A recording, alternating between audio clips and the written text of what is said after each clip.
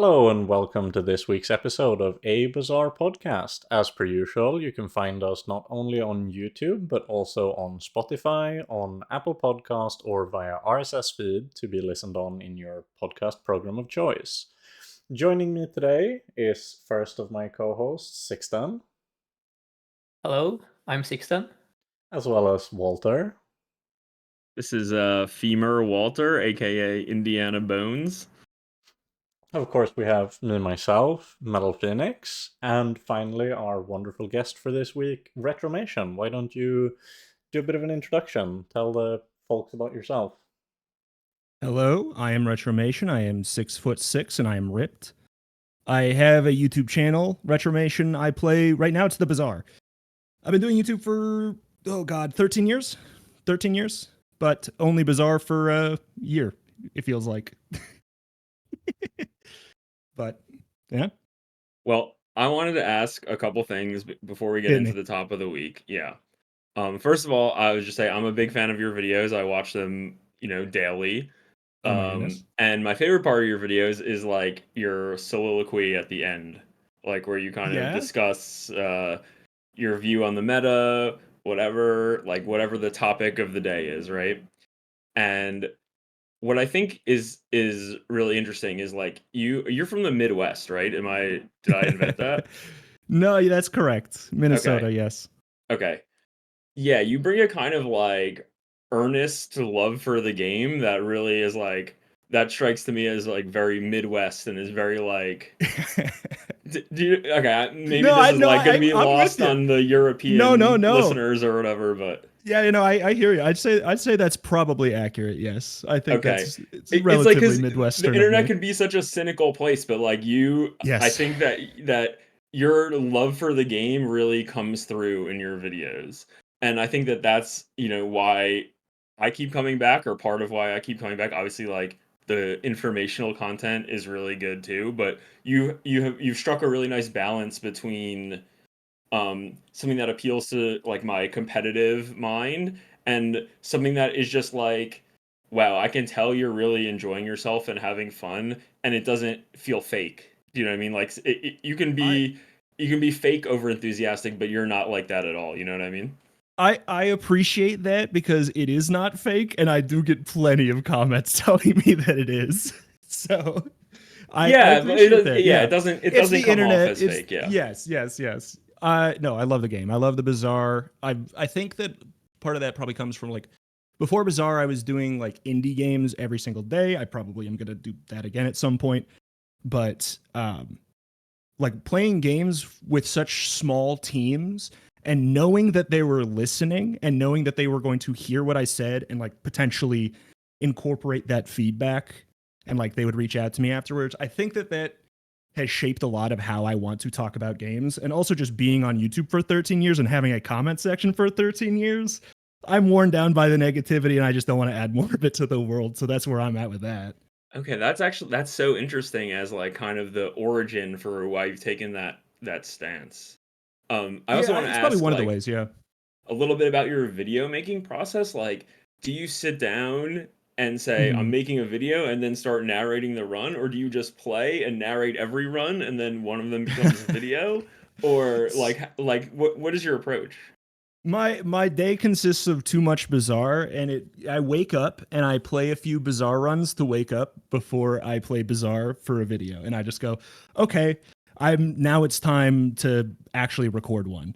Like in the morning, what I'll do is I will second monitor. I'll listen to streams while I play the Bazaar on my other monitor, and I find that to be like a really good way to like. I'm like getting twice the Bazaar, and I'm getting information from other players. The meta. Yes. Yeah, I get that. Okay, I do the same, something similar. Yeah. Yeah, I'll often play one character on my monitor, and I'll try and find somebody who's playing a different character on the other, since it's hard to get to every character. That helps learn the meta a lot quicker, especially since I'm a person who cycles the characters.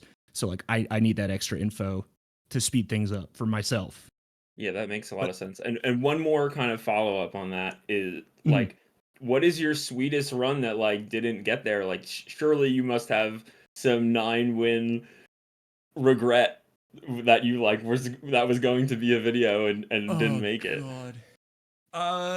You know that you would think so, but unfortunately I've never lost the game, as you can tell from my YouTube channel. So here, in fact, like I have a screenshot. I'll just post it in general here. People don't believe me. I just every single video is actually just a win. So yeah, that checks out. Yeah, I can verify these claims here. Yeah. I have a screenshot of my so the answer is win rates. Never. Yes, I've never lost. The proof is on the screen currently. It's undeniable. That's so 200% ridiculous that across you the have board. this ready to go. We did not coordinate this, by the way. He did not know I was going to ask this question. Oh, but I did. I just I get asked when you about get my so win many rate. doubters, you gotta have the proof at the ready. I get asked about my win rate so often that I just I knew this is coming up, and the answer is I don't remember. The truth is, I don't remember the specific runs too much because I play so many. But honestly, the truth is, I do usually just sit down and win. Like usually it's a 1-shot. Sometimes it's a 2-shot. Rarely it's a 3-shot. That's the answer I give when people ask. But like, I think that those numbers are pretty good considering my playstyle of someone who will click antimatter chamber. So yeah, fair enough. Although I do like in your videos when you do something unhinged, you at least mention that it's unhinged instead of just you at least say like, "Don't do this," and then do the thing. Yeah, I like when I play off camera, like I will do unhinged things, but less than if I'm recording it, because like I played against your Ghost a couple times, and you were playing some meta Dulie on the nose. I just gotta be real. It happens. Yeah, sometimes that's exactly what lines up. But I often, from playing games growing up, I kind of like to find what works and then stop doing it because I'm a little freak. I don't know why, but I try not to like.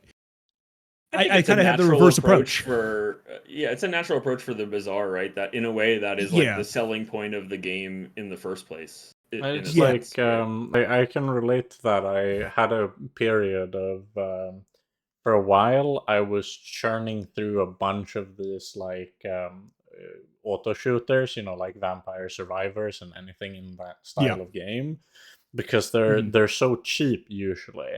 And the fun part is to just figure out, like, oh, what's the thing that, like, breaks this game, and then you never lose a run again. And at that point, I'd usually just drop it and pay $3 for the next one, and then just rinse and repeat. Because it's like, it's like a little puzzle. Like, the breaking of the game is the fun part, and then when you've done that, it's like, okay, give me something else. For sure. Like, I think that a lot of that, for me, the things that made me popular on YouTube were roguelikes. I think that's a very roguelike perspective to have for the Bazaar. The way I play it, I think I bring the roguelike perspective to playing the Bazaar, less so than a competitive card gaming perspective, which I have done and I do have as well.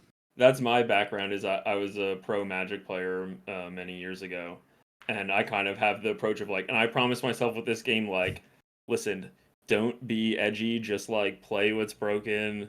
And I kind of been trying to like force myself to do that, because I was also like, in other games I played, I always gravitated towards like rogue strategies, and even in Magic I enjoyed deck building as the aspect of the game that I liked the most. So I kind of like, for this game I'm making a concerted effort to like, my thinking of it is like, I never heard anyone say that they wish they played less of the broken strategy. It's always the opposite. They always say, why didn't I play this when it was so OP? Like, so I don't want to be like the regret guy. So, I don't know. I'm so always I'm playing some Mac. I'm always a little bit of a contrarian like that, where like I started having a ton of fun playing Primordial Depth Charge after they slapped like 2 seconds onto it. I'm always like, oh wait, now this is not nearly as obvious to solve. I suddenly get this compulsion of like, I bet I could make that work. Yeah. I do like playing Nerf stuff, actually, though. That's something I do like. Yes. Playing Nerf stuff is so underrated. It's really fun.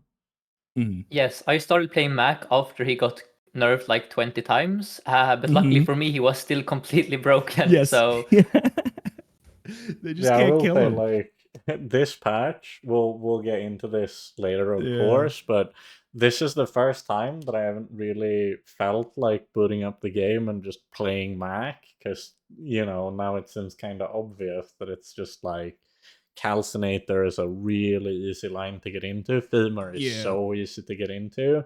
It makes me think, you know what? Maybe it's time to crack out the good old keg of Vanessa, Yeah. I think that's agree, what and it is sometimes. Yeah, it's just sometimes it's just like I the had a way that they're question. strong isn't fun sometimes.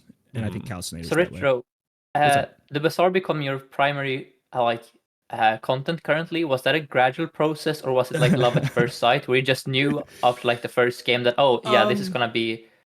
Yeah, I think I kind of just played it once and knew. Like I was looking forward to it for a long time. Like I knew about the Bazaar back when it was, first like teased and Mhm. announced a long time ago. I was far too poor at that point to like support it in any way, so I just sat back, waited, and it came out, and it actually over the course of time became more something that I would like, because I've been a huge fan of like roguelikes and auto battlers and things like that. Not that Tempo would call it an auto battler. Surely this has no similarity to the auto battler genre, of course. I don't know. I will say I remember vividly, because I'm one of the original backers. $100 on the very original campaign when I was still in like high school. So I've definitely been following like, especially the first like 4 or 5 years of dev updates. I was following it pretty closely, and I remember one that dropped right after Teamfight Tactics blew up. That was kind of the big one, because before then it was meant to be like a PvP deck builder. And I'm a big fan of like Yes. Hero Realms physically, which is the same concept, and that's why I was like entirely on board with that idea. But then they kind of changed it around a bit. And I remember so clearly the video where they were basically saying, I see a paradigm shift in the gaming landscape as a result of this emergent genre, and I think I can make the game that the genre needs way sooner than anyone else is gonna crack this. So it kind of felt Yes. like it was always meant to become kind of what it is currently, and I think that's been such a cool process to follow. I agree, and I think it's true that I've played, because like I said, I played daily. I would play a new game every single day, a new indie game every single day, and many of those were auto battlers. And I will say, like, the moment I launched up Bazaar and played around, I'm like, okay, this is what I wanted out of those. Like, this is actually combining all of the things that I love about all these different types of games, and making a better version of it that like I wouldn't have necessarily thought of. And it's gotta be like, great. This is the first game that I've seriously made content for, but it's truly just such a perpetual content machine, because there's too much to do, and they keep giving you more stuff, and they keep changing stuff, and it just feels like I can't imagine, like, even if I was doing this like 10, 12 hours a day, I'd still not run out of stuff, because I mean, it's meant to be overwhelming. Like, that is the aesthetic of the Bazaar, is that it's everything coming at you. Like, and I like that the way that the gameplay mechanics and the flavor of the game are so seamlessly integrated. And I think that is the real, like, the thing to me that makes it like so addicting, so fun, is like playing Mac really is like being an alchemist in a way. Like, you go and buy your laboratory equipment, and then you make some potions, and then you sell them. That's the job of being an alchemist. And like playing Dulie is really like building a robot. And like that, like the way that the game mechanics mirror the flavor is, I think, like, for me, the like one thing that they've hit out of the park completely, like no notes, like this is perfect. Yes. And especially just the characters feel so meaningfully different. Yes. It's my least favorite thing. And I mentioned I've played so many auto shooters. That genre can be really notorious for that feeling of like, let's be real, all the characters boil down to doing the same thing. Yes. Yeah.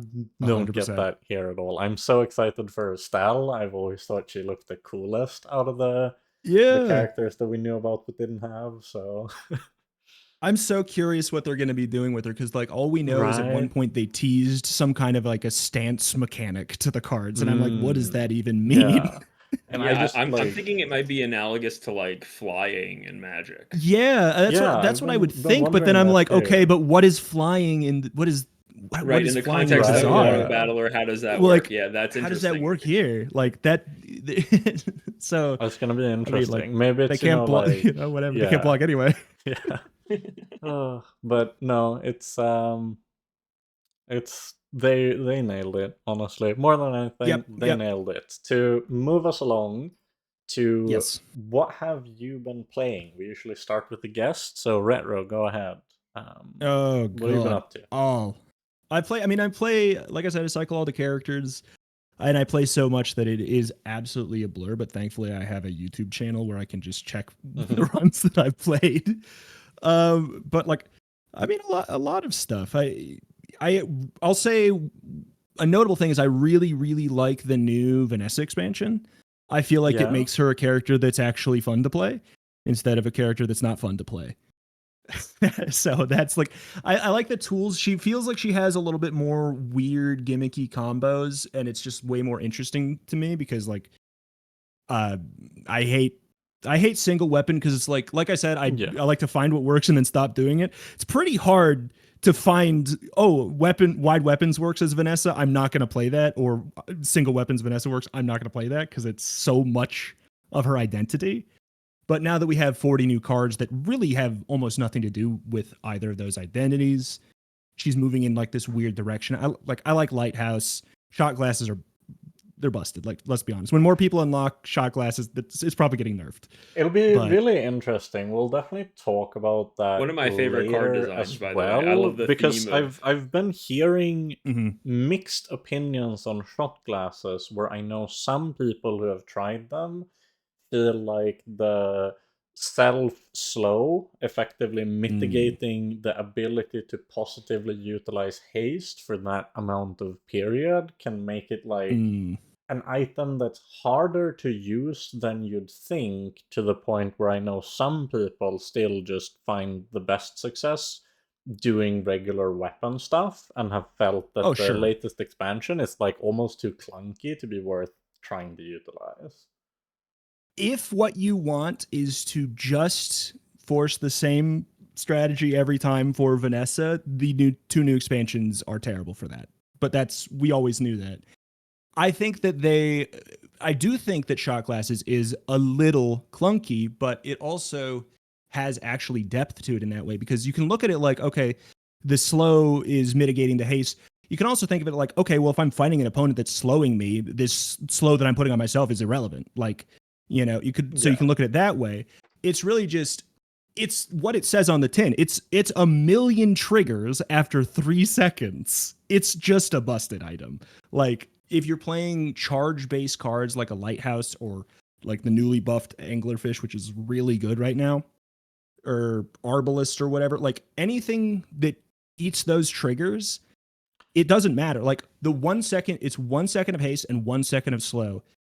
Yeah, so it's 1 second of guaranteed normal cooldowns. That you could think of it as like, I can't get haste. You could also think of it as I cannot be slowed. You know, I also love the flavor of it, like of being drunk as being simultaneously hasted and slowed. That's a glow up. Yeah, do you guys remember really cool. Shot glasses when they announced it? And it was whenever you use an ammo terrible. Item, this gains shield, and it's like, why am I putting a shield item in my ammo comp? I'm so like, what a glow up! Like, I really like the look of this patch. I'll grill you on that later, but it was especially the fact that they changed Anglerfish and Puffer back to being just 8-second base. I'm fine with the idea of the big, like, large centerpieces like Lighthouse being something that encourages you to upgrade it.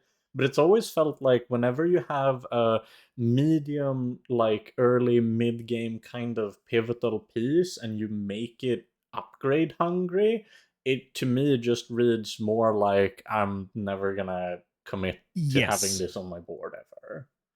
I think that first of all, I think that last patch I thought Anglerfish was already pretty good, but like the thing that is weird is that gold lighthouse and gold anglerfish have the same cooldown, the same burn, and the same charge, but anglerfish is medium and a friend. Yeah. So at gold, they are the same card, but anglerfish is literally obviously better. So like, yeah, I think that they'll, numbers are numbers and those are easy to fix, but like, I think that they will find a way. No, I think that makes a lot of sense. Before we do the rounds, I figure the rest of us will have a lot to say about Mac. We've still been on that train. So I figure you can just quickly shoot off your opinions on Pig and Dulie after the patch as well. Okay. Post-patch, like I have not, it's cards on the table, it's been 2 days since the patch came out. So I haven't gotten a lot of time with either of them. But I will say that, yeah, Pig seems like he is on an upward trajectory. Like, I think that last patch he was mostly bad because it's more that he was bad against what was good. And now on this patch, he has some tools to mitigate that. The buff to ointment is kind of ridiculously good. Yeah. It is coolant for burn and poison, and it heals you. It's honestly it went from a never take card to one of Pig's best cards. It's really good with any strategy he has that wants to go long, which is, half of them. I think Freeze Pig is busted.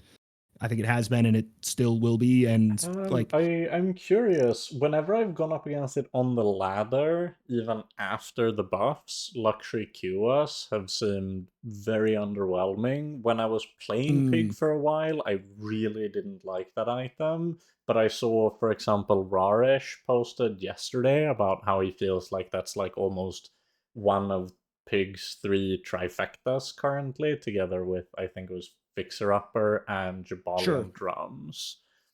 Yeah, no, it's like it has the text on it equal to this item's value. It is a card that in theory is going to be busted on Pig. People just weren't excited about it. And like honestly, just something as simple as it, like, yes, when you sell a property, this gains 3, 6, 9, 12 value instead of 1, 2, 3, 4, which were embarrassingly low numbers. Yeah. That's a good buff. But honestly, the biggest buff is just that it went to 7 seconds instead of 8. Like the problem was always that it was slow. But I think it was already fine. It's the issue that it has is that it's not a property. That's the main hiccup in Pig's kit with like QoS in specific. But I think it's still really, really good. And like burn equal to this value plus if you find a ledger. I will say, like, for me, Pig right now is on the cusp of being a character I'm incredibly interested in playing because I think he's got so many things that are so cool. My only issue right now is half the fact that like VIP Pass encourages stalling PvE fights, which like irks me conceptually. It's no shade on Walter Coolest. Walter Coolest does not need to stall combats in order to be good. But Walter Cooler, the less cool cousin, has the same issue of like, I think min-maxing PvE is inherently frustrating. I agree. And I also have like the same issue with, I don't like the fact that Ledger, or is it Ledger or Deed currently? It's Ledger. It's Ledger now. That's the current. Yeah. The fact that you need to do a lot of really convoluted math to figure out if you're supposed to cycle regular shop items makes that way more frustrating than like the stuff you have to do with gumballs or spare change or whatever. It's the fact that it works generically on everything and that VIP passes on every combat that leads to such frustrating play patterns. Whereas actually, I had a pig run with Silk. It's the only pig run on my YouTube channel. I thought that was so fun because I feel like Silk it's such a cleaner design, right? You just spam gumballs and chocolates and you get this really cool growing item, kind of like Calcinator. Yeah. No, I agree with that. I think that well, I guess another thing to mention with QoS, this is relevant to what you're saying too, is the new item what is it? Pitchfork, I think it is. Yes, the one that gives truffles. Yeah, the new item Pitchfork is like a move in the direction of being able to value stack non-properties. So if you're going QoS, you want Pitchfork because you get truffles, and truffles are a way to easily, reliably buff not like anything. And I find it to be really, really nice with QoS right now. And I hope that if they want to do this value stacking stuff, I hope they move, and it seems like they want to move more in the direction of the truffles, because I find it to be a lot less fiddly than like the ledger stuff. That makes like, a lot you have to of care about sense. what's on both sides. Ledger's definitely you have to check the most, number. Yeah, it's the most annoying card to play with, I would say, in the whole game. Right. But the most frustrating thing about it is that it's also Pig's strongest item. Yeah, it's also insanely good too, right? That's the thing that sucks is you hate yourself for not min-maxing it, but it's also like it's so think, tedious. Like it makes Pig able to do things that are really cool. Like I've seen people use Money Tree with the tents, and it's like the first time that tents have felt like this genuinely like really compelling from a meta sense thing to play on your board. But so I look at that, I look at people post that, and I go, damn, I should play that. And then it just flashes through my mind, like, what I'm going to have to do to make the deed good. And I'm just like, I don't want to. Yeah, Pig is probably my least favorite character to play, just because, like, you have to make so many tedious decisions. Like, you're playing a lot in the shops, which makes sense for so like this is a flavor win, honestly, for Pig, but it's a play style that's probably not going to resonate. It would be with so a lot wonderful of players. if they found a way to keep the shops relevant but not make it as tedious, which is, I feel like that's sort of what they did for Mac with Distillery. It makes you click shops, like the skill that gives you health every time you go to a shop. I love that skill on Mac because you're already incentivized to go shops and you have issues with health, but it's not tedious. I just have to click the shop and that's the thing.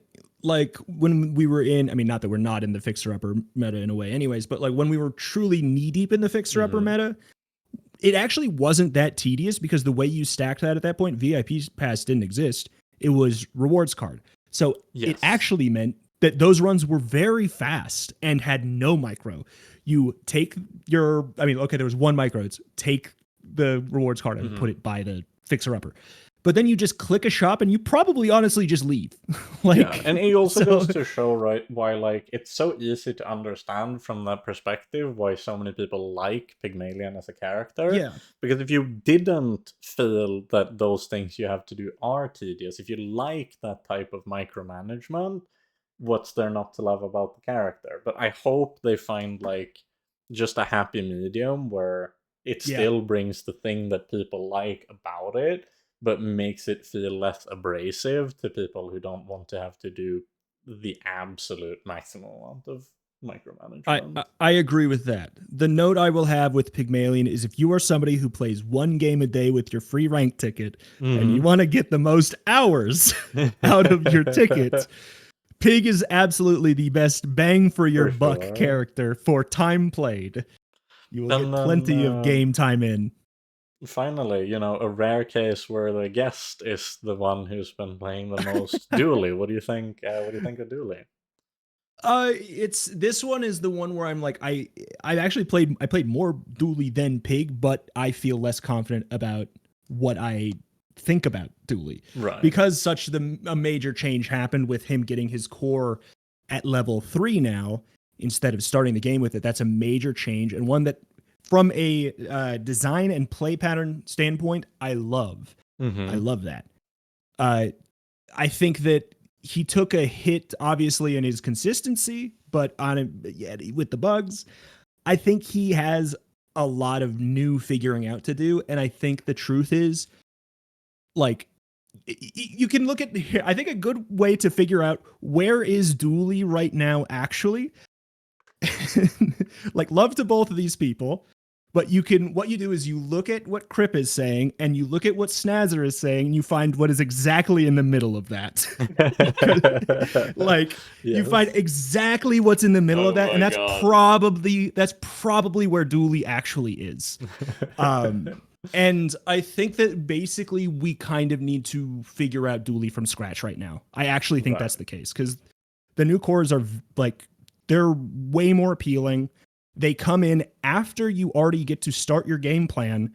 Like it changes what you might want to start with Dulie. Like skills are more interesting in a way, since you get to pick them before the core instead of after the core now, for example. Or like your enchanted items start, it's compelling. You could get like an obsidian thing and be like, oh, okay, I'm more likely to want to go for a weaponized core or something. I think something like that. The thing I love the most by far about the change to the cores is how it always felt like, okay, we needed to get more variety in which cores Dulie played. That's why we went from a selection of 3 to a selection of 2, where you're just basically allowed to veto like one core that you're never gonna pick.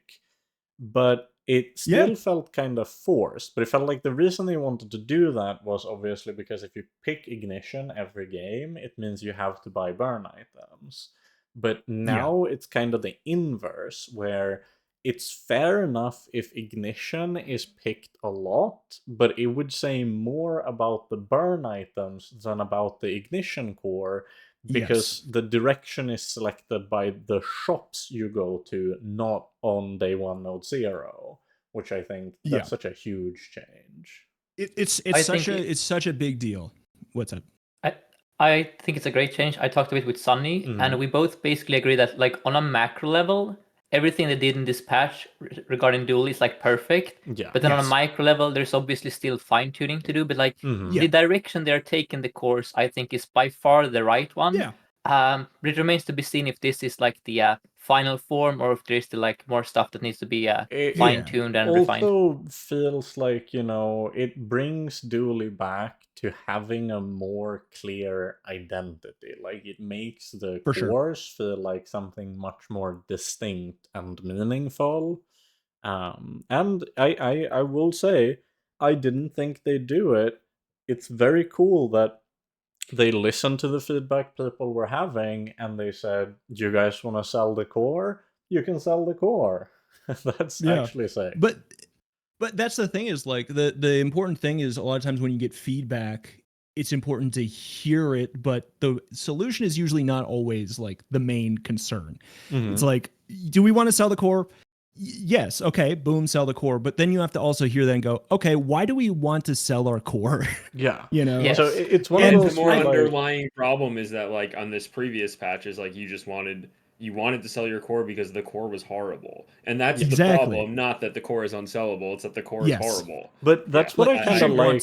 It feels like they did both now, where they tried to make the core more compelling, but they also identified that maybe making the core unsellable is a frustrating aspect that doesn't need to be frustrating. This might lead to accidents that would be a problem, but like I think it's fine. I think it's also, in a way, the game is so much more prone to that now than when they originally introduced the unsellable tag, because oh my god, be careful when you're selling catalysts. Don't. Oh yes. Watch I've out. done it. I've done it. Yep. I messed something up. But yeah, no, I think I love the changes to the Dulie cores. Like, just if I'm talking pure fun perspective, I think that these changes are going to lead to an ultimately much more fun Dulie. Yes. Maybe it's gonna. The question is it now or is it in the future? It might be in the future, but these are gonna help because, like, there's fun things to think about now. It's like you get to choose your core after you know if you hit duct tape or not. Now, like armored core, kind of interesting when you know you have duct tape already. Like that kind of a thing. Sure. So like there's interesting questions that you can actually ask yourself because of this new change. And that's pretty cool. I mean, you can make a similar kind of thing with fun things. Toxic Fang. Mac kind of, so we discussed how they identified the fact that Dulie plays the same thing over and over, and now they moved in a direction where he is playing more stuff. With Mac, the same cannot be said. So me and Metal spent 2 hours making this very in-depth Mac item guide for every single item, and gushing about how, oh, there's so much stuff you can do on Mac. Everything's viable. It's wonderful.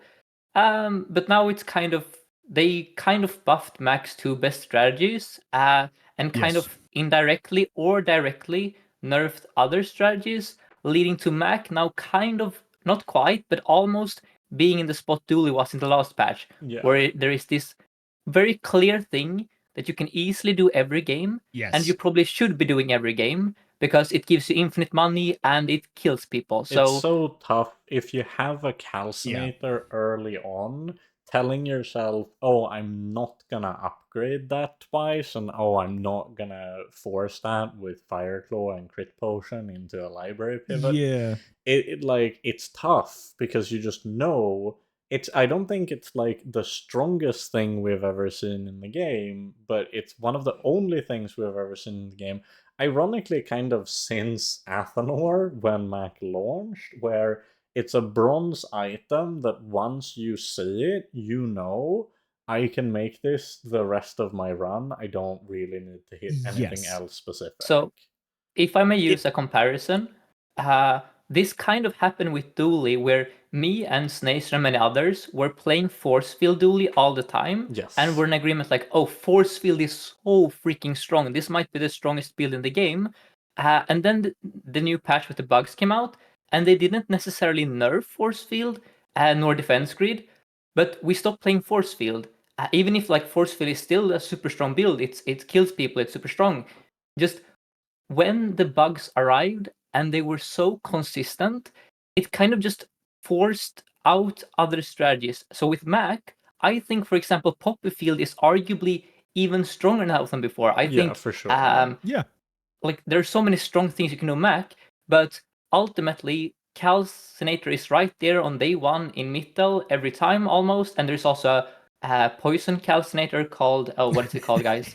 Retort, yeah. So you got it. Even if you Calcinator. If you miss the Calcinator, you still have the other Calcinator. Like it's extremely difficult not to have infinite money on Mac, which kind of, so the force fields of Mac, they're still there. You can still play them, but why would you ever play them when you can play the bugs? You know, that's kind of the issue. At this point, like, we don't speculate all too much about theoretical balance changes on this podcast, and we'll soon move on to the topic of the week. But I do kind of feel like maybe we are getting to the point where it's worthwhile just moving them up to silver, make income still feel like it has a more relevant role as a starting pick, make early transformations of reagents into trying to find cool direction for your build feel like more of a reasonable option, but you still keep these medium silver tools as something that's both attractive to pick up from a economy perspective and something that you can still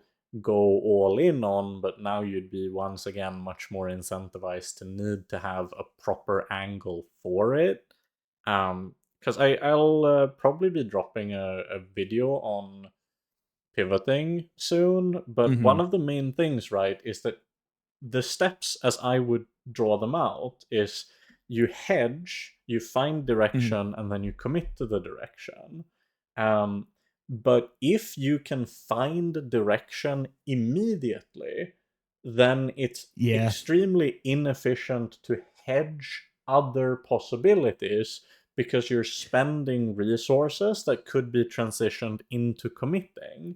And I think that's like the big issue for me, is that it shows you your direction so early that from an efficiency standpoint, if you're trying to win, your odds grow astronomically if you just immediately commit to the build that has such a tremendous likelihood of coming together. Well, part of that comes from the fact that like the transformation mechanic like eats all your nodes in a way. Like when you commit to Calcinator early, you're committing to making a bunch of node decisions in the coming days that are where you're going to choose to grow your Calcinator over, I don't know, a mysterious portal or a mountain pass or something else that could add more like texture and variance to your run. Exactly. So you commit very early to this line that's very samey.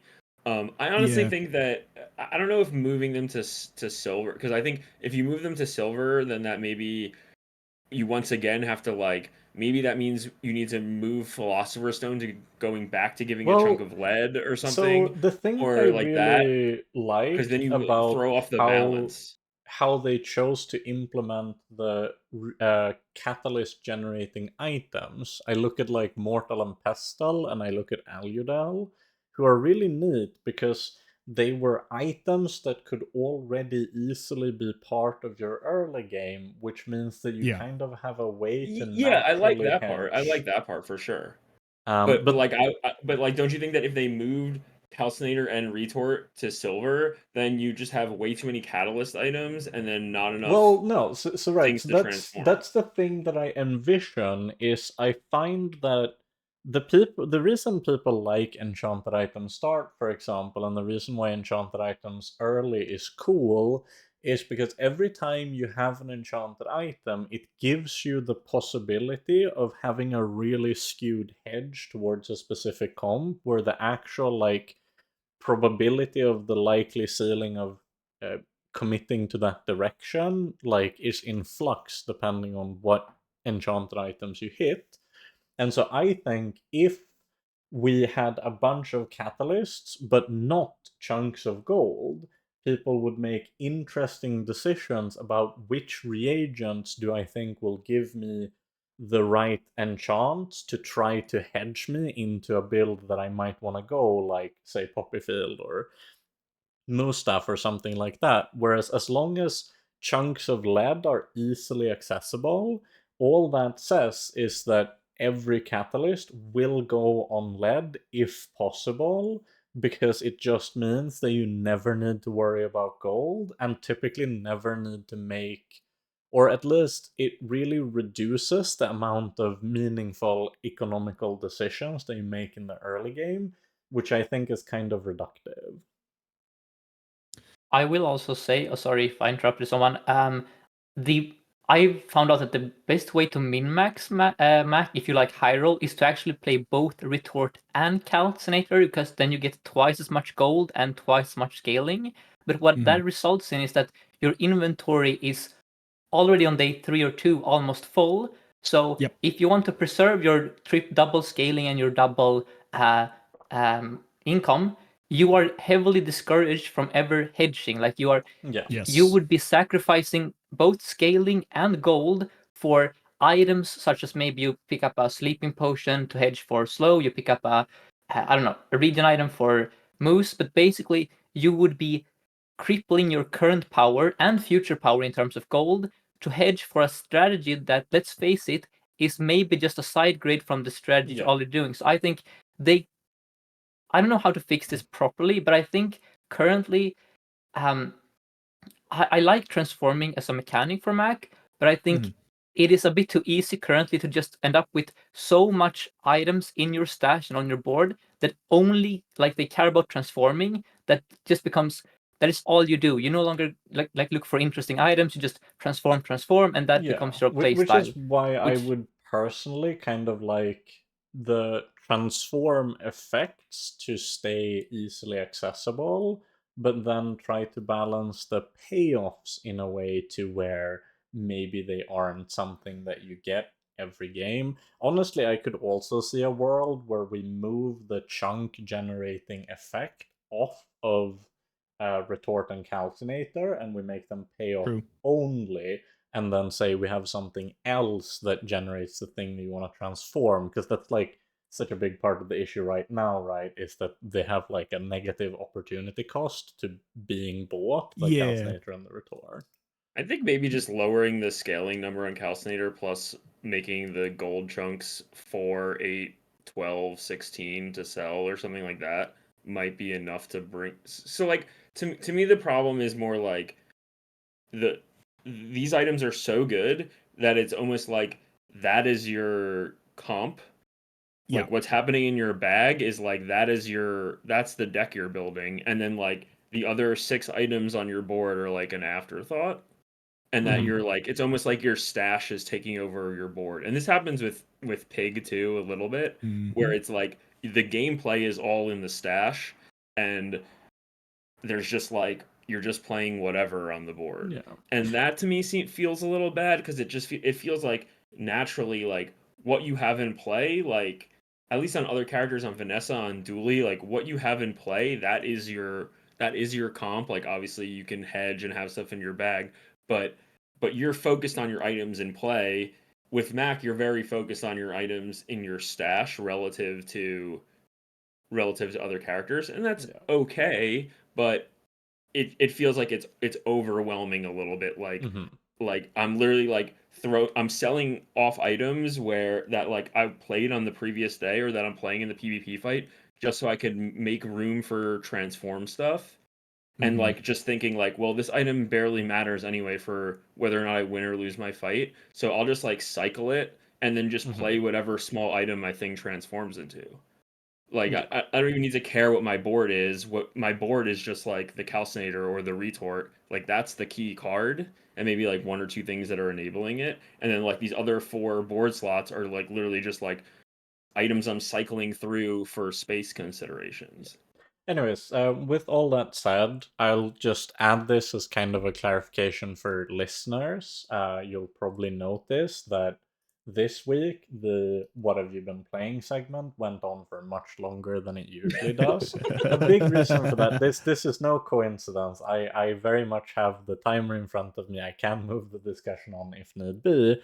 But we are recording this on a Friday, which we usually don't do because, of course, the Easter holidays are coming up. We had a very busy schedule, everyone, which means that we've only really had 2 days of actually playing on the patch. I myself have also been working. I've barely had time to get any good runs in. So the discussion would naturally gravitate a little bit more towards the theoretical, which I find fits this segment quite well rather than the state of the meta. So that segment later will probably be a little bit shorter than it usually is, sort of shuffle things around to where they belong best. But with that said, we can transition ourselves into the topic of the week, which we've decided to discuss 2 things in one, kind of, because we found that they were so interconnected that they were perfect to bring up at the same time. One is in terms of the game pace, and the other one is to talk about monsters and monster skills, and especially how they then in turn can affect the game pace. We came to this topic idea on the basis of, as I'm sure everyone might remember, the game has had a lot of shifting states of sometimes the meta has been incredibly quick. Of course, we've mentioned a few times Infinite Knives is the most notorious, where the game could pretty much be ended in hundreds of a second rather than even being measured in full seconds. But we noticed that prior to the big bonkening patch, the meta was very quick, and then after that patch happened, we actually saw things get a lot slower for, I don't remember the exact time period, but a week or 2 maybe. And now we've been gradually going back to this accelerating game pace to the point where right now I'd argue that we're in a very fast meta again. So I thought, why not have the guest kick the topic off? Retro, what do you think the game has gotten so quick again? I mean, I think that a lot of it, well, it'd be easy to say it's just like we got a lot of buffs and not as many nerfs. That's one thing. But also, I think that a lot of it came down to the release of Mac, but not necessarily because of Mac, but because of countering Mac. Like, his whole thing is this kind of like scaling, like we thought at least, his thing was this kind of scaling gameplay, the regen, all that. And he was dominating a lot. So it was like, okay, well, how do you solve that? Kill him before any of it happens. He has got a small amount of health. So that, I think that naturally shifted things towards like lots of weapons on Vanessa for sure. Like, if you're not going to outscale Mac, you need to kill him immediately. And I think that has shaped a lot of it. And also Bug Dulie, that too. The last, patch, of course, is like, the dreaded 6-second time start for the bugs is what everyone fighting Dulie, but also the Dualies were like thinking about. It's if you're building your board, how do I get something to make a meaningful impact before the bugs go off, either like a huge amount of burn through like a calcinator that's going to slowly kill them while my whole board is frozen or whatever, or like just kill them before that happens. And where I'm going with that is I don't know. Basically, it feels like you need to make your impact fast. That's always been the case, but I think that it's just what is the main thing on my mind when I'm playing now is just starting fast. Yeah. Where the week or two after the bonkening, it felt like there were meaningful ways to like stall things out and play for time a little bit more. And yeah, I guess I'm not 100% sure the exact reasons for why. If I can jump in here real quick, is like when the bonkening happened, we on this podcast declared it the multicast meta because because we saw that multicast items were disproportionately less harmed by the bonk, and that's still true. But what's actually happened now is like, okay, Robotics Factory nerfed, Shipwreck nerfed, like Boiling Flask nerfed, like a lot of the premier multicast stuff has been nerfed.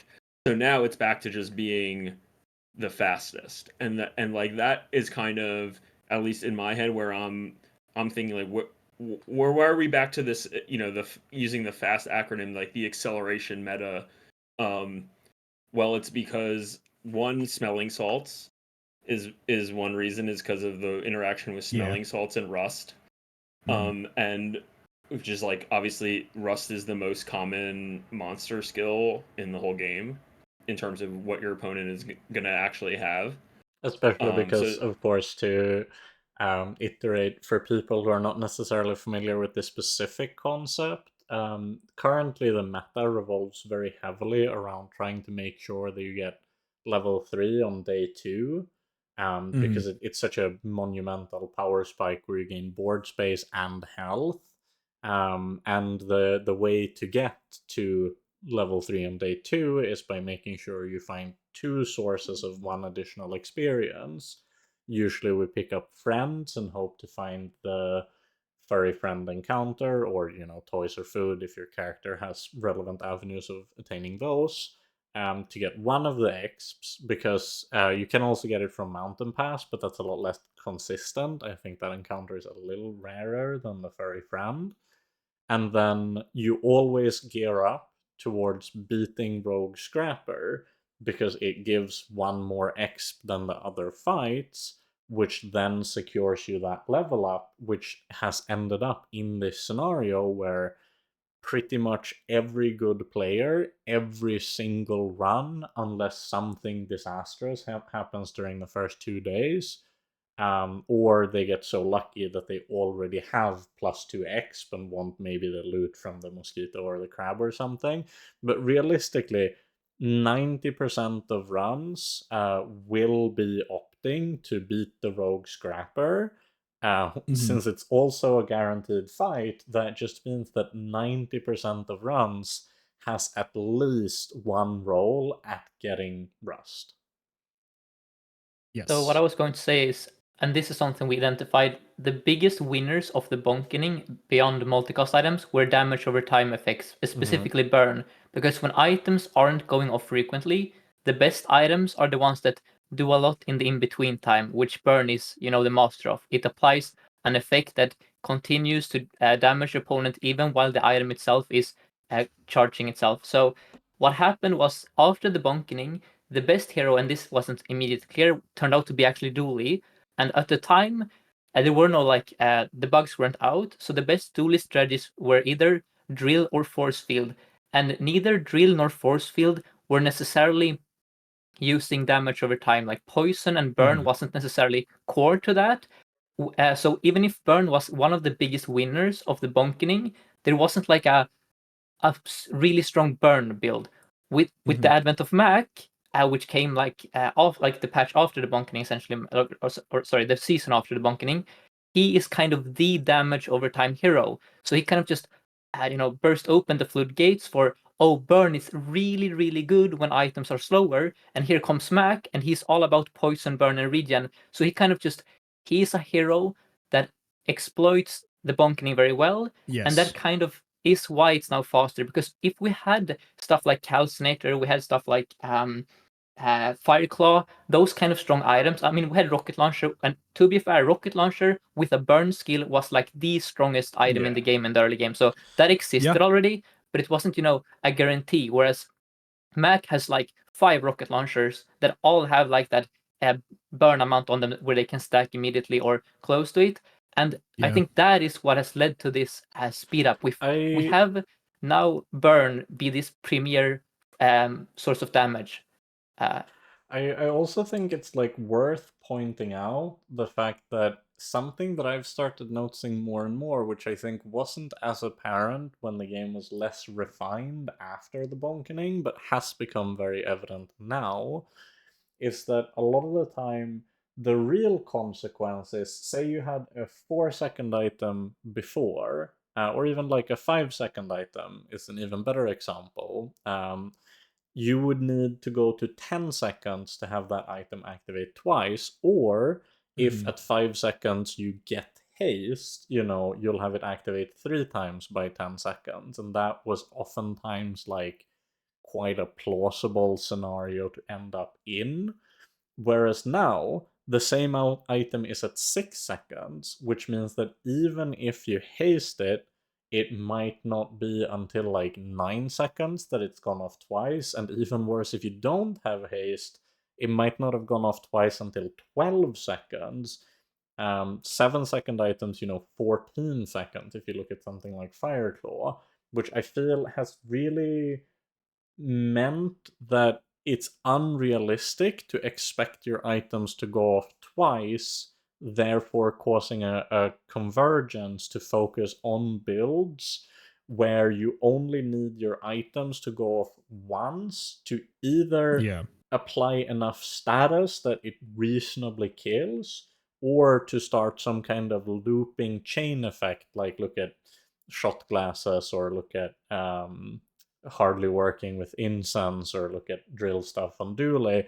The thing they all have in common is that they start going off so quickly that it sort of ignores this limitation, which still means the same thing. We talked in the kind of pre-show about how you have this 6-second window where when 6 seconds have passed, your build needs to have done something extreme, or you're just too slow to have a fighting chance.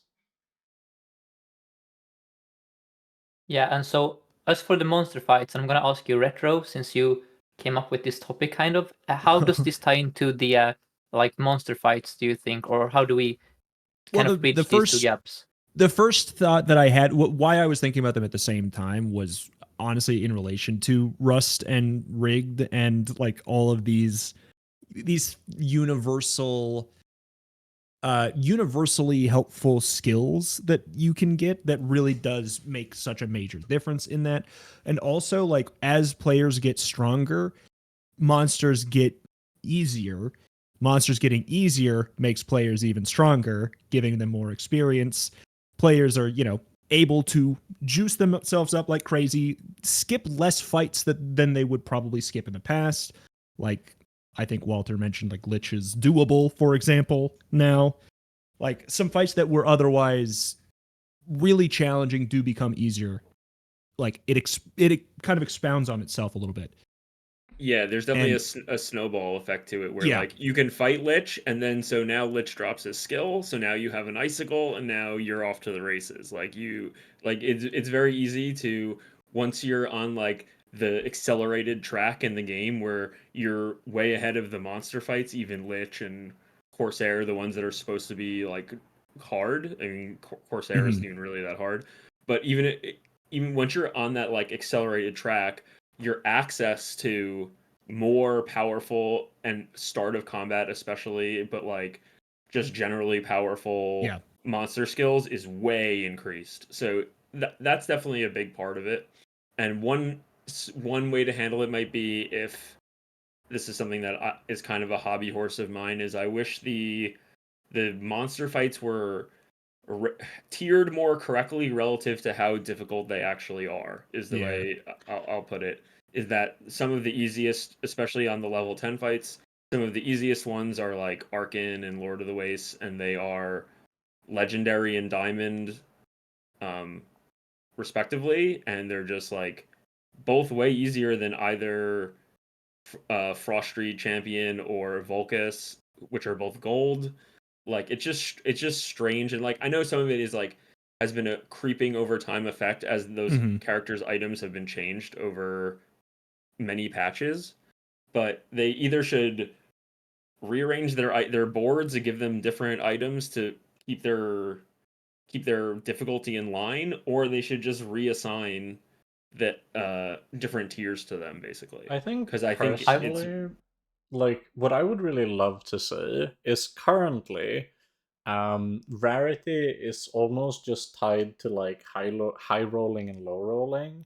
At least it depends a bit on your playstyle, but for example, I tend to play characters where I have a really easy time beating Hydra Dude. Which means that finding Hydra Dude is a massive high roll because it just says you get free exp. And let's not get into getting Hydra Dude or Radiant Corsair from Mountain Pass. It's completely busted.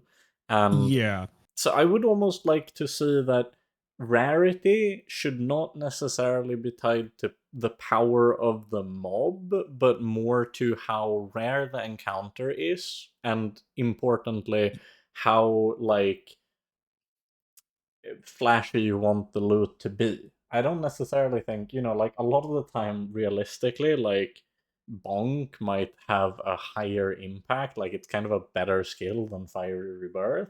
But Fiery Rebirth is undoubtedly one of the most iconic and flashy skills in the game, which makes sense why it's cool to have it as this like thing that rarely shows up, but is really incredible when it does. So then I would like the overall rewards of the legendary fights to be toned down, especially the exp, because now instead it almost feels like you end up in this scenario where if you make the fights harder to match the rarity, any player who's already struggling and already is behind gets punished even harder, to the point where they can't even really come back into the game because they're locked out of the primary means of getting good exp.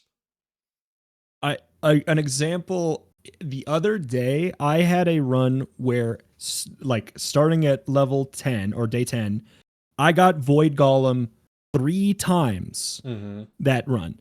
And I am sitting here and I'm going, some jerk out there just got Veteran Octopus 3 times, and I got Void Golem 3 times. Something like that, or Arkan, like Octopus, Arkan, Octopus, or whatever the hell. And I'm sitting here and I have to skip this fight that could be 5 experience, but I can't even take this one that would be worth 4 and just to because clarify, it's harder. Like, between those two outcomes, it's a difference of 9 experience. It is more than a full level. It's run deciding, which I don't think it should be. So what I want to say is I think deciding which fight to go for should be more about what build you're playing. So what I love about Mac is that I'm frequently going to monsters on Dulie that I wouldn't even glance at.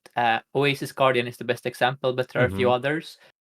So I would like it so that the XP is always the same. Like you have no matter like on the day, like every player gets the same amount of XP depending on which fight they choose. I think, whereas the RNG would be like which monster am I going to? Which one fits my build best? Like I would rather that be the deciding factor, not just I high rolled a 5 XP fight here. I obviously clicked it because it's 5 XP. There's no decision making there. It's just more specifically, I do actually really like the way the choice of the fight in terms of strength versus exp is an important vector on the early days, like maybe 1, 2, 3-ish. But I think one way they could do this is if you just make it so that the only tiers that have a difference in X is like bronze, silver versus gold, and then you make gold, diamond, legendary, all offer 3x, and you just make it so that when you get past whichever day, 3, 4, or 5, you make it so that the fights start at like gold, but you can have like 2 gold fights and then one that's maybe like diamond or legendary. Yeah, and I would love universal 2-2-3. I would love that. I would rather they use gold instead of. I feel like XP. There's the reason XP is nebulous is because sometimes you have to hit specific breakpoints. You have to click the extra XP to level. So there is no decision. I will never skip a fight if that means I won't get to level 10. Whereas if it was gold specifically, instead, the reason why I like it in the early game is because in the early game there's a very real opportunity cost to gearing up to make sure that you're strong enough for the hard fight, which I think is really interesting. It would be a shame to lose that vector. Yeah, I agree. No, I agree. In the early game, I'm talking like yeah, so that's why I'm saying game, if we make them go like gold, diamond, or legendary, I was saying you'd have them all only give 3x, so they give the same amount. Oh, okay, I see. No, that makes sense. Okay, then we're all in agreement. So instead of having all 3 monsters give the same XP, which I think also like there should be some reward for. Yeah, I think having some kind of strong incentive to be strong early is really healthy, and it helps strategies like weapons, Vanessa, and just tempo. I also think find a foothold in the game. If you make it go from 2-2-3 on the early days to 3-3-4 on the later days, that's also totally fine, especially because the gap between 3 and 4 is smaller. The problem right now that's so obvious is that it can be between 2 and 5, and at that point it literally does not matter what the drop is. You press 5 or you are making the statistically incorrect choice. Yeah. Like I think if you look at like day 7, I feel like it's one of the most interesting decision days, because on that day, like assuming Corsair is not there and you can beat Corsair, because obviously that's you probably do that. But that's the day where you can have Cosmic Rock in the middle, you could have Thug in the middle, you could, like in some situations, maybe on Mac, Joyful Jack in the middle could be more appealing than the extra experience from Shock Trooper, Chili Charles, or like Treasure Turtle. So I feel like that idea is an interesting. That actually is where there's interesting fight decisions to make. Sometimes I find is day 7. Like, but what if that was all the days? Right. Like, yeah. Also, what if there were just more gold, like more bronze and silver options for day 10, so you don't feel like. I think it's kind of weird that like Property Baron is like this super, like it has a super juice skill for like exactly one build, and it's so often seen. Like Pig has so many shots at Property Baron. Yeah, like it almost feels like it's I think and they actually recognize this by giving him more skills, right? Giving him trader and big numbers, which are relevant skills for many characters and many builds, I think was a very good. It was a really good way to tackle the situation. I love that answer. And I also, piggybacking off of that, I think that's a thing they could do potentially for like Aetheryte or something as well. Like Aetheryte more scrap, skills, that's more one. items. That's one way to help. Also, if Aetheryte, like let's be honest, Aetheryte and Hoover Bike Hooligan. Sorry, that's the first time they are not the same difficulty. Like Aetheryte could be silver. Aetheryte could be silver so and give one less experience. Then do I go there for rigged instead of the XP? Like it feels so crappy whenever it's like you make sure to buy gold chocolate just to be able to beat Hoverbike Hooligan, and then it's eccentric Aetheryte, and you go just like, oh well, I could have had gold, you know? Yeah, the gap between really those is huge. To me, that eccentric Aetheryte, which is like the easiest fight in the game relative to its XP and day, it gives like one of in my opinion, arguably a top 3 monster skill, whereas the hardest fight in the game, Void Golem, drops a skill that 99% of the time is bad for you. Like it's actually bad for you. swap those maybe. Just swap the skills there maybe. I think day 4 is one of the most extreme examples too, where if you see Flame Juggler these days, a lot of the time it just means you have to press a 2x fight. Whereas ironically, Marinara's is usually a lot easier for me to beat, especially if you use the tech of emptying half your board. Which means that the raw RNG of did I roll Flame Juggler or Marinara's will decide whether I got 2 or 4 exp on one of the days where exp is still the most relevant that it ever is in the entire They probably run. could just take one magma core off of Flame Juggler's board. That's the exact. Yep, that's what I was going to say. Also, I do have to ask: does your client have the Italian version of Prince Marinaris? Is that I do every single time when someone on any chat asks me, wait, what is that boss's name? It is always Hydro marinara Dude sauce every time. 100%. Yeah, marinara sauce with extreme. I always think it's like the Mariana's Trench. That's what I. Yeah, I know. I think because that's where my I think that's what it's pulled from. It's probably. I think that's on purpose. It is my for guess. Sure, but it's that also makes it more confusing since it's because Okay, and but he's just Hydro Dude. It doesn't matter. Little XP or a lot of XP, and I know this is a dead horse for anyone who watches my stream, but it bears repeating. Can we please make it so that when you fight Radiant Corsair, there isn't a 1 in 16 that you get critted twice, and now instead of 5 XP, you get 0 XP? Like, that is a 1 in 16 to happen. It happens 1 in 16 games, 5 XP versus no XP. It's a big difference, right? For me, it is annoying. Like, it's Shock Trooper is the big one for me. Like, the plasma rifle crits can, like, be so brutal, and a lot of the time it's only one roll, and it tends to be 40 to 60, but it kills you if it hits the 40. And that one is always, or it was even worse when it was before they fixed it on Death Knight Reaper, where it was usually only one roll at 20%, but it insta kills you if he hits it, because then you know that mathematically I am supposed to click this fight, but there is a flat unavoidable risk that I get massively punished for doing what I should do because the payoff is so large. The risk reward is so disproportionate that you're always supposed to take the risk, but if you're always supposed to take the risk, you get massively punished for the risk backfiring. That's like the maximum that feels bad. Brings it to also like just that's the same way I feel about Caravan in general.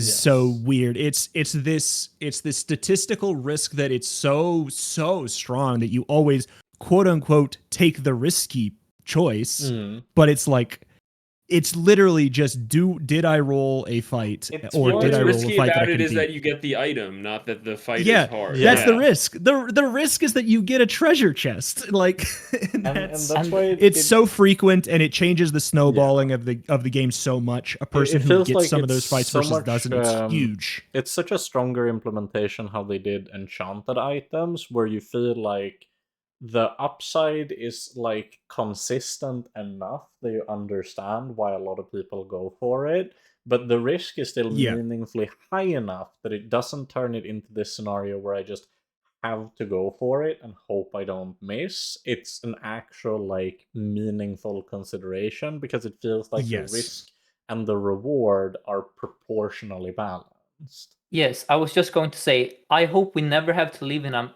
competitive meta where enchanted item is objectively always the right pick, because that would lead to the kind of RNG I don't enjoy in this game, where there's just the game is decided by right, with silver starting item, like when it was just like, especially on Pig, you didn't have to experience this since you don't play a lot of Pygmalion, but you'd have like 9 out of 10 items were terrible, and then 1 out of 10 items was a Regal Blade, and you just knew it was a 10 winner. That was I'm not enjoying that. But so my request is just to Tempo, please don't put crit chance on monster items that can one-shot you. Just don't do that. I think it's fine. You can have that in PvP fights. many items and that it feels a little bit more. Yes, that's fine. Yeah. Just don't put it on the items that kill you, right? Like you can totally die to crit RNG in Prince Marinera, but that's different. you're not going to get mad about it. Yeah. No. Exactly. Like that. 100%. I'm with it. I think that's a perfect point to move on to. We'll probably keep it a little bit shorter, but I still think we can talk about the state of the meta. And I wanted to once again have you kind of lead off on that, Retro, because I think I'm fairly confident I know what the rest of us will say about Mac. But within this context of like, what's strong? What do you think on Pig and Vanessa, where you have a bit of a clearer image than the rest of us? How would you pilot them in this specific meta game? Let me channel my 2 days of knowledge to have my take on this immortalized. Yes. Also, there might be hot fixes by the time this I know, by the time this is out, there might be a hot fix. Yeah, so no pressure, no pressure. You just have to be entirely correct and indisputable. Yeah. Yes. I mean, I think that Vanessa has a lot of very competitive options. I think the new cards are pretty darn good. I think let's see. Just wide weapons in general feels like consistent and boring, but consistent. I've been meaning to ask about that one, because my personal experience with wide weapons have largely been that it feels like you have to high roll some specific things or find the keg pivot, or you're just toast when your momentum falls off. What's your secret to making it consistent from 7 to 10 wins? That's a good question, because I don't play it very much because I find it's extremely boring. But whenever I guess maybe I'm even high rolling when I play it. But honestly, I feel like you are looking for obviously on every character you are, but you're really looking for the clean 10-0 on that strategy. Shark Claws buff is nuts. Like that's the first thing. Like that's the elephant in the room. Shark Claws buff is nuts. Eels buff is actually nuts. I know that's like it's doesn't seem like it's part of the weapon strategy, but it actually can be if you find an early eels. Early torpedo actually is very good. So like I have a million strategies to get the easiest 7 of my life as Vanessa right now on weapons. But yeah, the pivot into late, honestly, it's kind of like I think Trebuchet got a lot better, especially like for some reason they buffed Zorkid. I don't know why, but they buffed Zorkid. Shot glasses is good with that. Piano actually can be really good with that. There's a lot of strategies to take Treb into endgame with weapons as a finisher, like through Sextant or whatever as well. But a lot of times you are really just hoping, like you are trying to tempo it out at 10-0. And a lot of times you can. The numbers on some of these cards are nuts right now. Like Shark Claws is silly and genuinely can carry you through most of the game. So your angle typically would be kind of, if you're starting to lose momentum, if you take some bad losses, do you maybe just start looking for the pivot out of? Well, yeah, at that point, pretty much. At that point, you would, if you do take any losses, you do probably want to start looking for a pivot. But like I play extremely pivot forward, so it's like my strategies are hard to explain because I really do play with what comes to me as much as I can. Like I might start wide weapons and end on lighthouse. Like I might. I've also found that like that's one of my favorite strats on Vanessa, especially because for the most time that I've played her, I've tended to lean towards gold skill because I feel like the gold skills can kind of give you a lot more flexibility in which pieces are viable to hit. What start do you usually go on her? On Vanessa, I typically, if I'm just trying to win, I typically go gold. But a lot of times I'll also take enchanted gold income.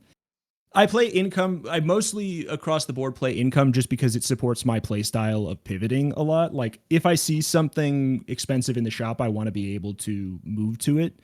I have been thinking about that, especially because one of the big reasons why I tended to go gold skill so much was because Deep Sea Vents was kind of unplayable in my eyes if you didn't have a that item's pretty good now, yeah. But that now it has like the base numbers to only need maybe like a bronze skill or a cinders or something to hit the board. So for the longest time, I just felt like if you didn't have skills, there was no meaningful way of converting the gold into enough power to be winning. But I haven't played Vanessa for like 2-3 patches now. Yeah. So you felt like that's kind of changed, like now with Shark Claws and better Beach Ball and all that stuff. There's like meaningful things I think that make you win. I think she has enough cards that give her a strong enough early game over the other characters that she doesn't need the gold skill to win early. Okay, that's typically. perfect. Like, does it help? Yes. Does it help? Yes. Will it make it an even more of a no-brainer that you'll win day one? Yeah, probably. Yeah. But typically, there's items you can buy to win day one. This is really good because I'm hoping to manage to cobble together a Vanessa video in the near future too, because it's the one character that everyone has to play when they start out. So I get such frequent requests about that. What would you say right now are like your best tips for like what am I going for to win those early days of Vanessa? Oh, to win! I mean, to win early days, it is like Shark Claws is so free. Yeah. It's trickier. Like, obviously why can't it? Life Preserver is obviously a very easy early win unless you're fighting Mac. That causes a wrinkle there. But I'll also a lot of times just 4 weapons is usually good enough. Honing Steel is a very strong early game card. Yeah. Catfish is disgusting right now, and Catfish Beach Ball got buffed for some reason. Yeah. Like every patch that start gets stronger. It's terrifying. So yeah, Catfish Beach Ball is a disgusting day one right now because Bronze Beach Ball hastes 2 targets now. So like that, you don't even need the Beach Ball at Bronze Silver anymore. That's huge. Have you tried using the buffed diving helmet? Yes, I love it. Okay. I love it, but I don't necessarily love it because of the new text they put on it. I love it because it's just a fun card. Just your adjacent items gain aquatic, but it actually is pretty good. It's weird to play a shield card right now, a little bit less with Max playing less poison, more burn, but right. But I think it's too fast. It's too fast of a meta. Yeah, it's shield. It is shield seaweed is what it is. I want to talk about card table. Because I was gonna get there. Item in the game. Card table is so good. I love card table. I think it's a good mix of fun and strong. I actually think it's really good. Nice. Okay. Awesome. Okay, that makes a lot of sense. Well, what about Pygmalion? What directions do you usually take that character in? First of all, I usually don't. I play him the least for sure. I do find him quite tedious, but he actually does have lots of options. Like I do think that QoS is pretty good now. I think it was okay before. It's pretty good now. Money Tree got buffed. That's obviously a good activator. It's a gamble to rely on it as a win condition, though, for sure. The same way that like Fixer Upper can be. You're looking for a good enchant. Yeah. Because you can't just be like, because I'm healing a lot, I will win. That's not really a thing that happens in this game anymore. So like you have to get the enchant or whatever. Like Money Tree, Money Tree's like. I mean, you have some options, right? Like you can try and get Pendulum from Lord of the Waste. There's Windmill in theory. Like there are ways to convert just a 1 second item into that's winning. The thing. Yes, it's about it being the thing that makes Money Tree be consistently good is that it's 1 second at late game. It's not necessarily like. If it's your main win condition, you need to get lucky with an enchant. Otherwise, you're relying on the fact that it's an atlatl, basically. Like, but it's one that's a property which activates a ton of your skills, and there is a lot going on there that's new for the character. I think it does a lot, and I haven't explored it nearly enough to have a good full take on it. But it seems really strong.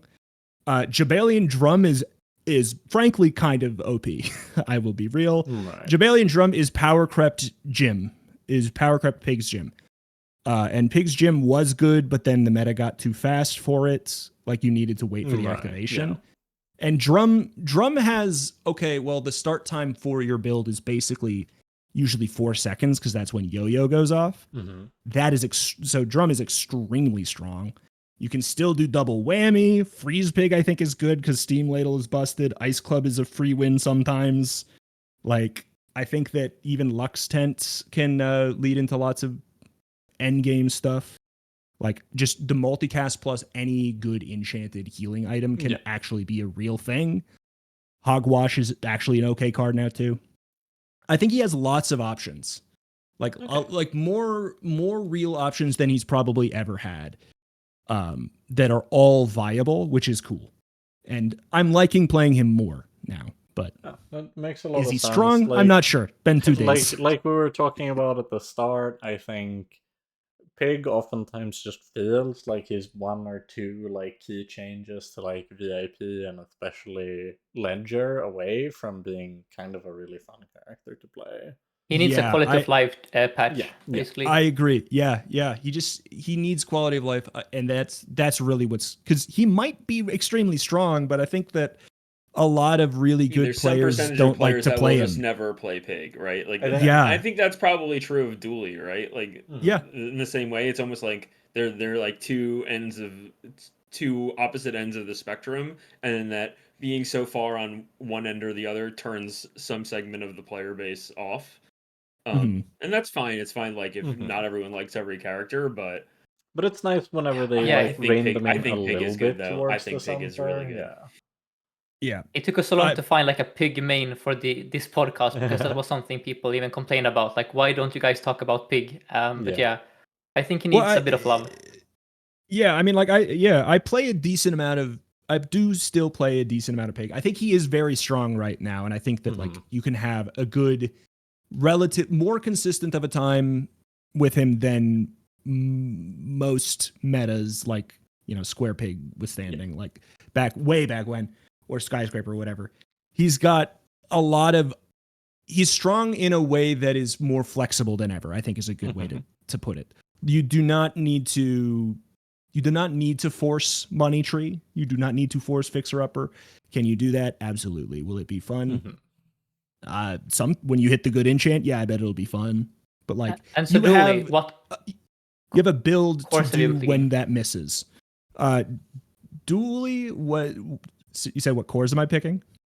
Yeah, well, like what have you been playing on Dulie in general? Like in terms of state of the meta, do you think there is a clear-cut best core or something like that? Let's see. Okay, I'm going to channel my 2 days of experience and tell you that Weaponized Core feels good to me. I like Weaponized Core right now pretty well. Ignition Core is actually like extremely good, and so like the fact that it buffs itself now is really good. You could just rely on Ignition Core as its own win condition as well, like Ignition plus Omega Ray. Like, that the meta with Omega Ray everywhere, like, and we had to have that thing was like, okay, well, do we put the Omega Ray on the left or the right because of all? Well, now you can just put it on the left and not feel bad. It's nice. You can just, because now you can have it buff up your core. By the way, I knew they changed thrusters, so it's now gives adjacent items or one of them vehicle tag, right? Or something like that? Yeah. It gives the left item a vehicle tag. Yeah, that's really good for one, like, well, obviously cooldown reduction is good. I think it does, what is it, 5, 10, 15 or something? I believe so. I think the numbers are the same. Percentage. And then it makes the left item into a vehicle. The main reason why that's relevant is mostly for like command ship. And Flashy Pilot.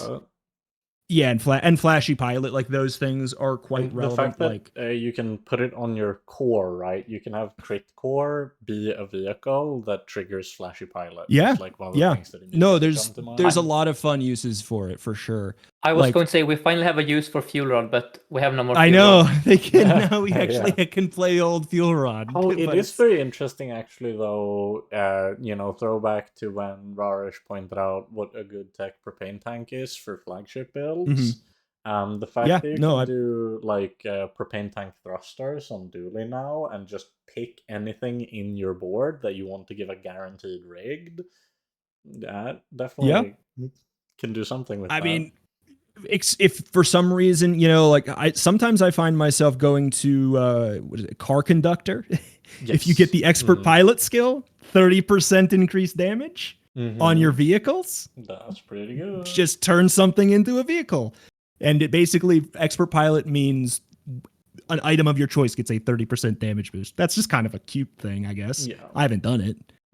But I actually find myself clicking car conductor a decent amount recently just because of how strong command ship is and captain's wheel can be. I mean, if you can use them, the vehicle skills are... Yeah, like I click those a lot. I click that monster a lot on Vanessa right now.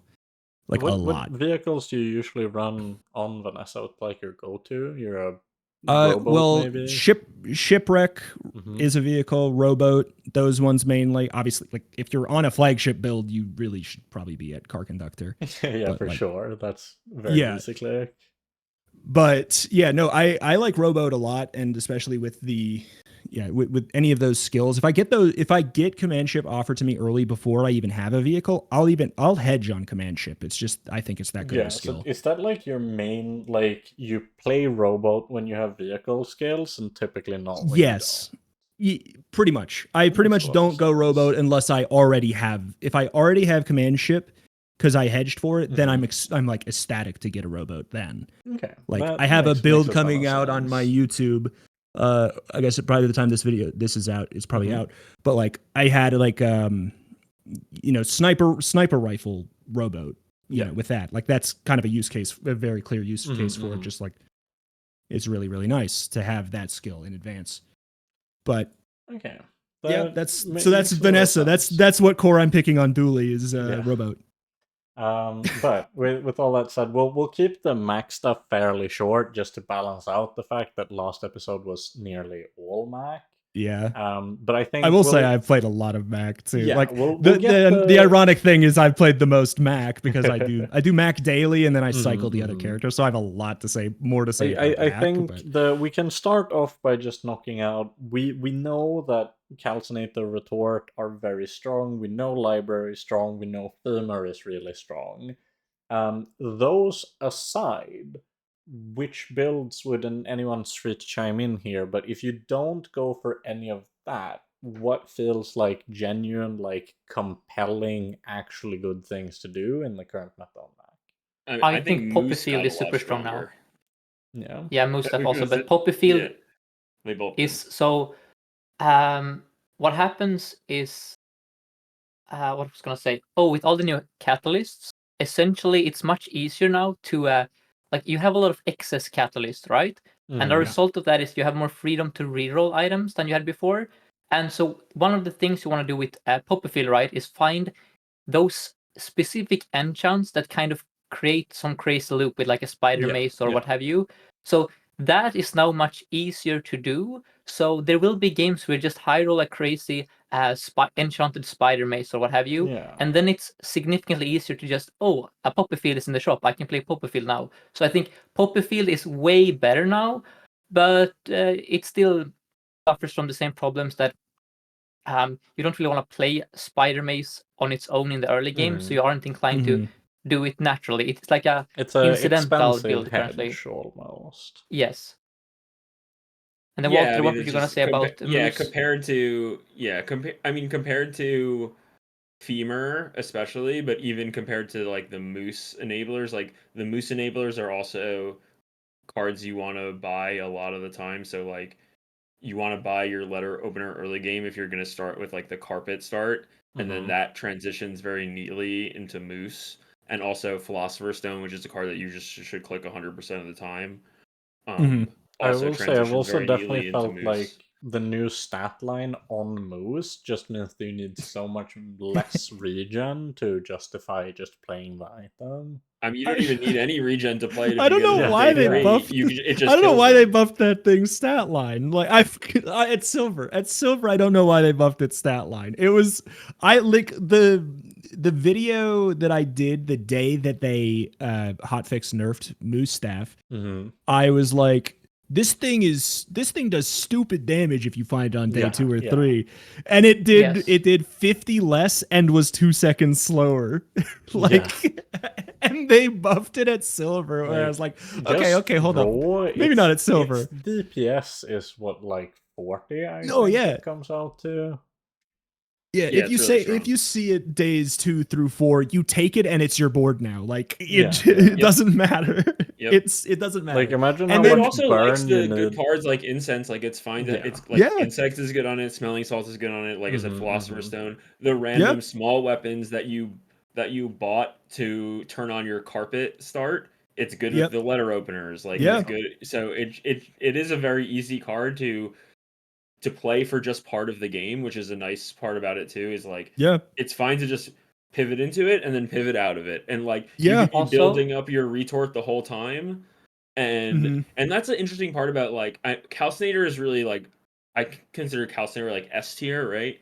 And then there's this weird thing going on with retort where poison is good in the very first 2 days, like days 1 and 2, and then it kind of becomes bad days 3 through 7. And then when your number is really high, it becomes good again. And you get the enchant, you get like a shielded on it or toxic, and it becomes good again. So there's this kind of weird like power trough for retort. And while retort is at its worst, Moose Staff is at its best. So Moose can be the bridge to bring you from the early game poison start into a late game retort carry. Which is something I've been doing a lot, which I think is a fun strategy. It's you're just saying, oh, it's Calcinator but poison, but you know what? I'm different. I'm also curious. Have you been trying to make Frozen Flame work at all? No. Me? No, I have not made Frozen Flame work. No. I've made Frozen Flame work a couple times. Is it the best thing to do? No. But you can 10 win with that. Honestly, pretty easy. I think his freeze package is pretty good, but what it relies on is, and this is actually an interesting note. The abundance of catalysts also helps you get so many dupes. If you ever find yourself with 2 sapphires, like you're in a great spot to pivot into some freeze shenanigans. The other way to get it is just like a Quicksilver for sure. Yeah, Quicksilver plus a sapphire as well is fantastic. Like those are my signposts for considering a freeze angle. Would you like force it then to like you don't play any other smalls? It's just the sapphire and the Quicksilver. I probably would, because usually a lot of the times those boards don't have too many other smalls. The issue that obviously shows up is like smelling salts or strength potion. But you can do rarity manipulation. That's what I was about to say. No, you can cheese. I do not believe that's the case anymore because they changed Quicksilver on the latest patch. I believe that there is still, unless 10 times in a row, it cheesed me. It seems like it still prioritizes its rarity or lower. But if you have something, if you only have one other small, and I have a video like with video evidence of this too, where now if you have it at silver and you only have a gold item that's small, it will copy that now. So it looks like it, in other words, prioritizes that it, and not just prioritizes as in ways. You're saying that it seems like it deterministically goes like lowest rarity. Yes. And is it still like? Have you had it like at gold? Does it always go for lower rarity than, or does it go for like its rarity or below? I don't know if I have full data on, but it seems like it's rarity or below. Okay. And it seems like it will not take higher rarity than it unless that is the only option. But that's the change. That's the change, because last patch it wouldn't take the higher rarity. And whenever anyone's listening to this, since we are explaining that, this clearly, because the rules are so complicated, would be safe to assume that it is probably unintended behavior. Yeah, but it also doesn't quite match what it actually says on the card. Yeah, but depending on how easy or hard this may be to fix, who knows if they've done it or not by the time you're listening to this, but it's just like one of those, whenever you hear those kind of clearly unintended mechanics, beware, make sure you check that it seems to be working when you're trying to use it. Yeah, 100%. I wanted to say Proboscis is super good on Mac now with the buff to both, what is it called, Philosopher's Stone, but especially Tomb. Like, Tomb was already an item I enjoyed playing, but now it's like one of Mac's best items. And if you have a staff, Tomb, and Proboscis, you are killing people, man. You just need a bit of incense here and there and stuff. Normally, I try so not to be pedantic about pronunciation, but since people might actually be confused about which item we are talking about, it is the Tome of Yahan, which is the... I thought you were going to correct my Proboscis pronunciation, because I know people... Proboscis is fine, especially because there aren't many other items that sound like Proboscis, but Tome is the book. Thank you. Which is the one that gives you permanent regen when you transform reagents. Yeah, it's so good. So I go to Curio, I buy that Proboscis. I don't care. It sits in my stash forever, but when it goes on the board, it's doing stuff. It feels like my favorite Dulie build was Weaponized Core with Proboscis and Plasma Grenade back in like December, and it's kind of like that-ish. It feels the same way, so I'm very happy to have a really sweet item. I'm very curious, actually. This is back to Vanessa, but I know Trinet gets a shout out for this one. A lot of the time he goes Kyber Drone on Vanessa, because if you get trained, you can do very funny things with Proboscis. Is that something you ever factor into the day one PvE fight when you're playing Vanessa? Do you ever try to go for trained Proboscis? I don't, because I just love level 3 so much.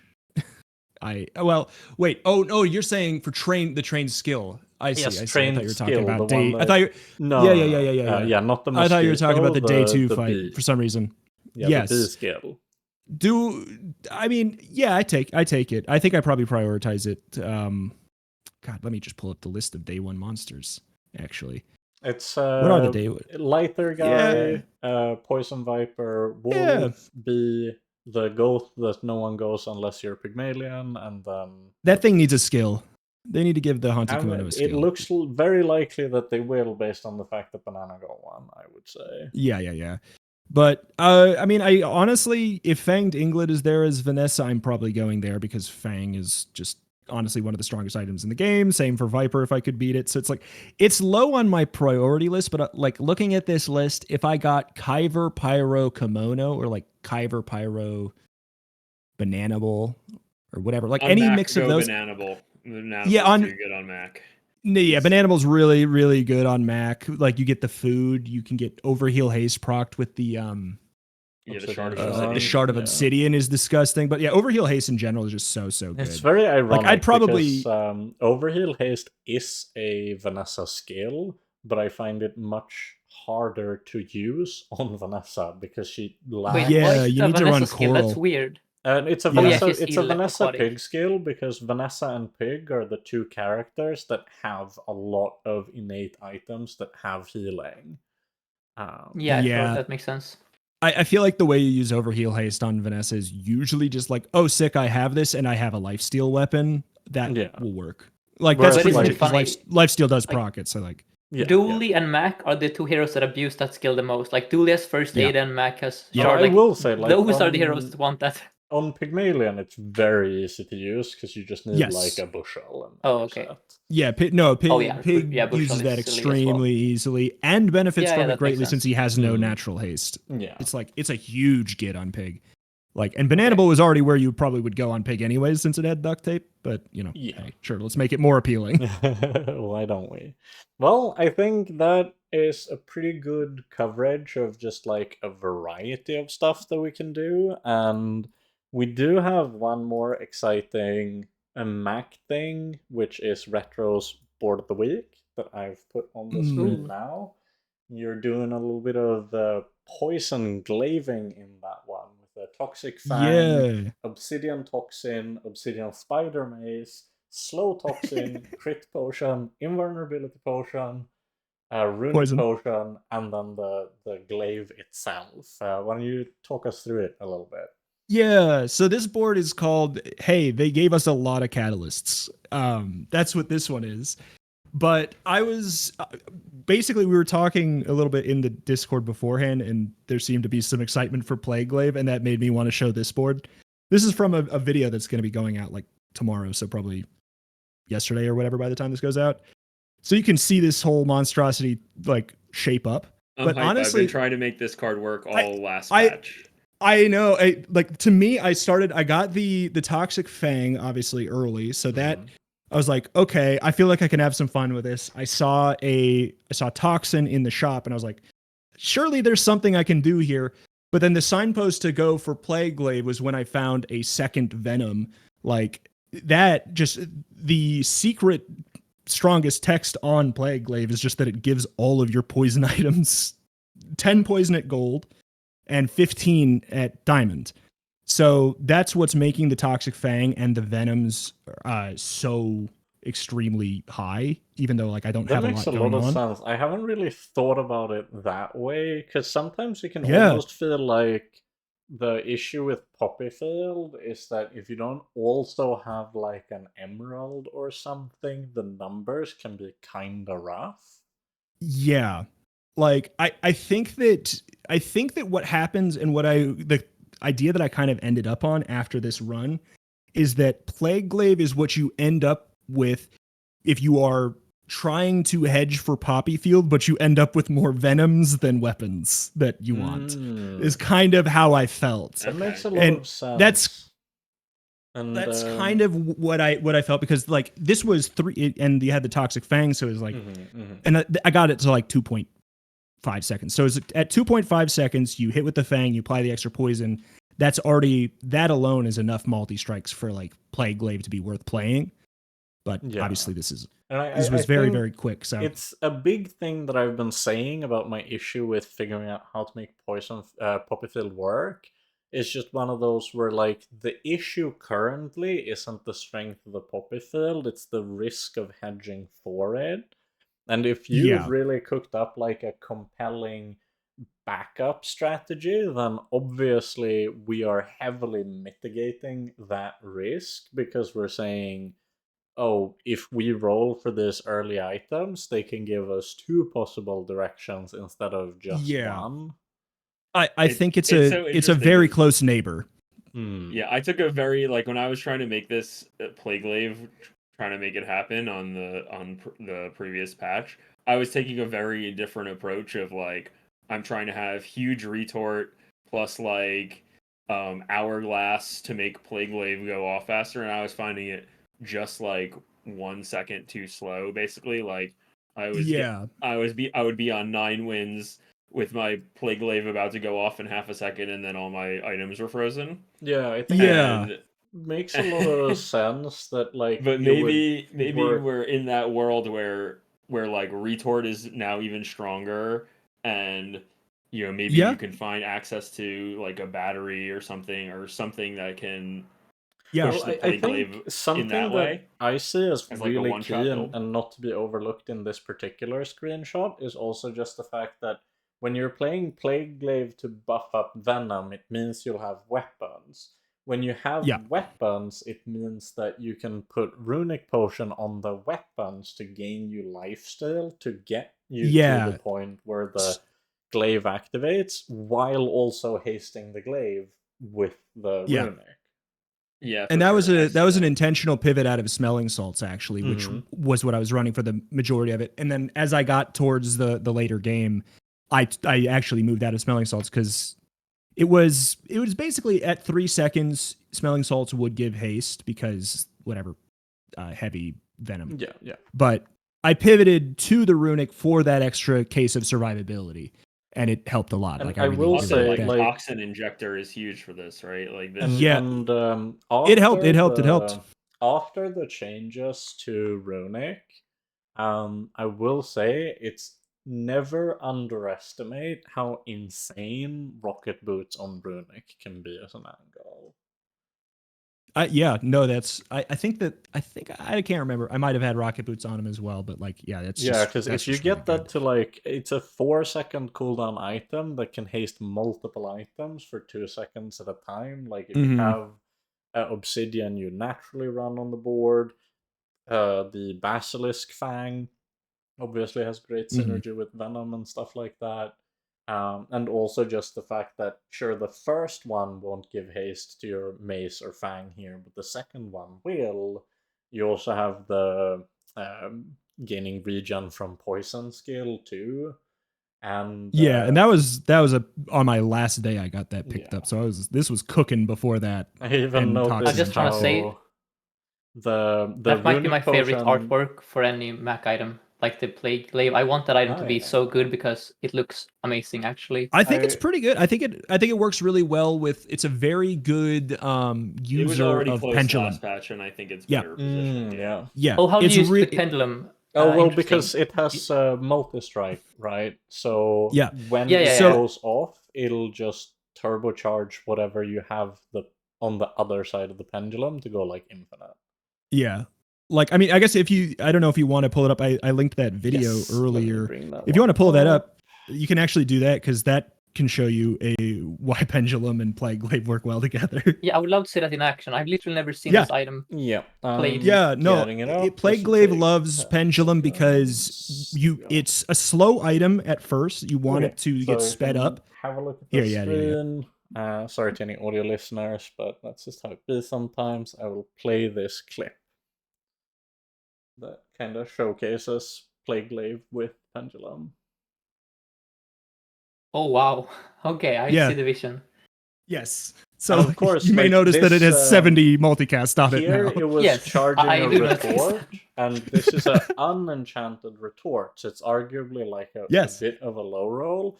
You could easily imagine if the retort was shielded, for example, or obsidian, this would, instantly kill them or shield you for absurd amounts. Yeah.